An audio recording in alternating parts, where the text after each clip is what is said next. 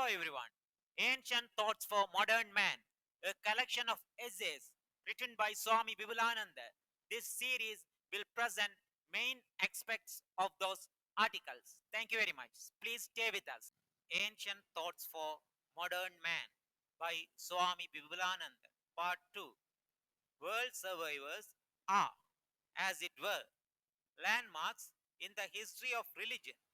Whenever humanity is at the crossroads and in a state of confusion, a great prophet appears on the scene and provides the solution for the pressing problems of life. He becomes center around which a new instance take place. Values which were forgotten are rediscovered, and fresh values are added, and new hope spring in the heart of man. Very often, a new culture develops. Men begin to mold their own life in the pattern of the great life that was lived in their midst.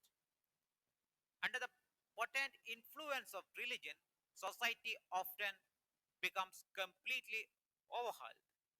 The change brought about is so great that meant lost sight of the old culture, of which the new one is only growth and a fulfillment. They recognize the new as something unique and begin calling it by the name of the prophet who provided the dynamic impulse. But in all ages, there have been wise men who could see a little deeper and observe the continuity of religious thought. They declare that religion is one, although religions are many. When the life of the spirit gets quickened by the coming of a new prophet, men find it the new movement, the means for a fuller life. In time, the new impetus gets worked up. Fresh problems arise, and it becomes necessary to interpret the philosophy of an existing cult. Or wait for the advent of a new prophet.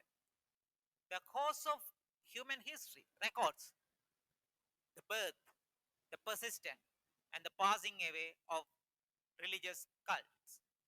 Even if the cult does not altogether pass into oblivion, it loses its power to influence humanity. The religions of Egypt, of Babylon, of Greece, and of Rome have had their day and have become forgotten chapters of human history. Some of the later religions have lost their original power by crystalling into rigid forms which do not suffice and respond to the needs of a changing world. Some others, like Hinduism, have been continually strengthening themselves by giving birth to a succession of saints and seers who, by their life and teachings, added new vigor to the religion they practiced. Fully comprehended the current trends in religion, it would be necessary to subject contemporary life to a thorough analysis and clearly formulate its pressing problems. Moral chaos, economic disharmony, and political maladjustment are noticeable everywhere. The man in the street feels that something is wrong somewhere. To ease his mind troubled with conflicting thoughts and emotions, he sets about to do a little amateur philosophy.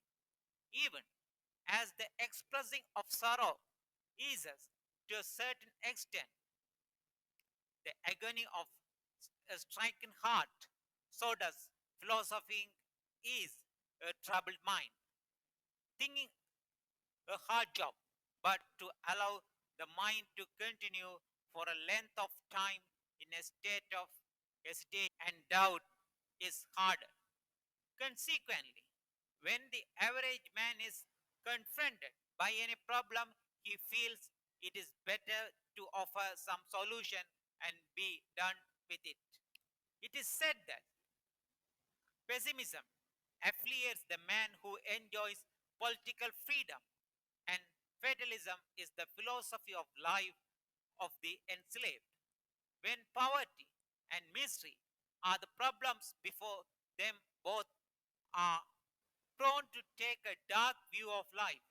Everywhere we find Jeremiahs who are not tired of telling us that human race is heading to a fall. There is a sort of universal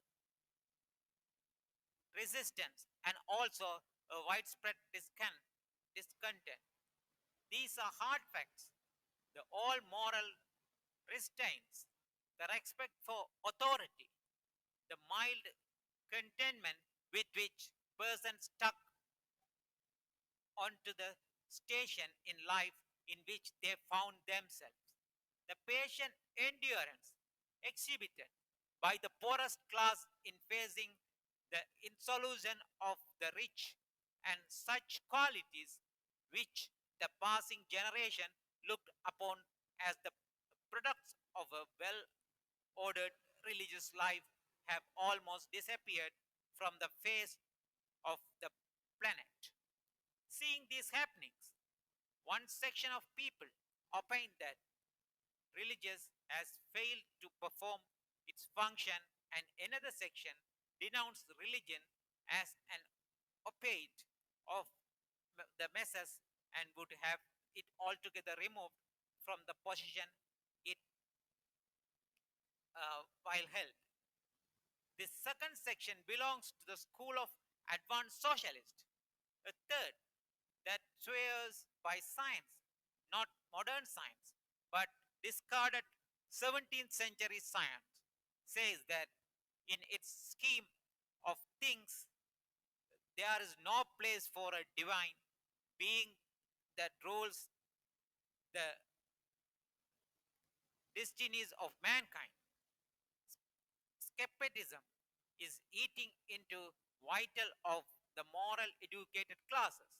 The masses driven to a state of disappear speak despairingly of high and holy things. Thank you very much for listening. We will continue. Thank you. Thank you for watching this video. Please subscribe to this channel and like this video, comment on this and share if you like. Thank you very much.